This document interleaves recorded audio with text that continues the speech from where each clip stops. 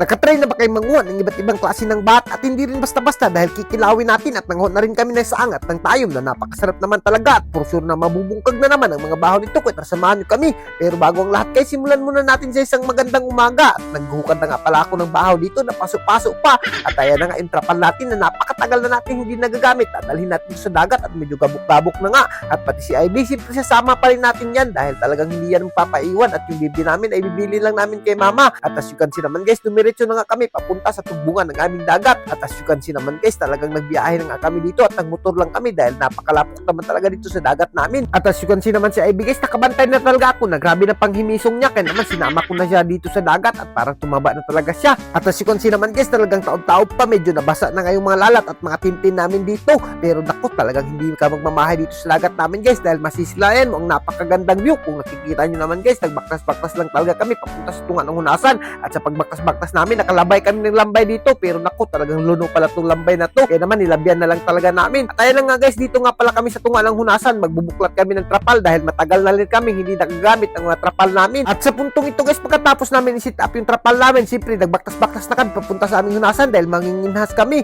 At ayun na nga, talagang napakaganda ng dagat ngayon at nakakuha pa nga kami dito ng parang bato na kinaso na napakasarap naman talaga niyan kilawin. At sa pagbaktas-baktas namin, nakalabay na naman kami ng lambay dito. Akala namin buhi na pero luno pala. Ewan ko ba ting luno ng lambay ngayon. Napakarami kasing lambay dito sa amin pero hindi namin sakpan. Eh naman hindi na namin pinasaylo na lang yung bat dito na napakasarap naman talaga. Ang tawag nga pala sa bat na to ay bat dinga. Talagang napakasarap nito kilawin. Ay naku, mabubungkag din pala yung bahaw nito. At ayan na nga, medyo marami-rami na yung kuha namin. Kaya naman pumunta kami sa buhangin dahil kailangan itong banlasan ng buhangin. Dahil napakaharas naman ito kapag kinilaw mo largo. Kaya naman binalasan namin to ng buhangin at di na namin pinasaylo. At ganyan nga pala yung pagbanlas ng buhangin dyan guys. Kailangan niya lang nating paspasan at tabang-tabangan. At pagkatapos dumiretso na naman kami doon sa disinit up namin na trapal dahil doon si Ivy naghuhuwat. At speaking of huwat, nagusla na talaga si Ivy. Kaya naman hiniwa na kagad namin yung bat na kuha namin. At ganyan nga lang pala yung paghiwa niyan guys. Kailangan mo lang talagang gagmayin dahil baka hindi ka mahilisan at mangigit ka kapag hindi mo ginagmayan. Siyempre yung mga kasama namin guys, nanguot rin sila ng mga kasag at kikilawin rin namin tong kasag na to na napakasarap naman talaga niyan at napakapresko pa.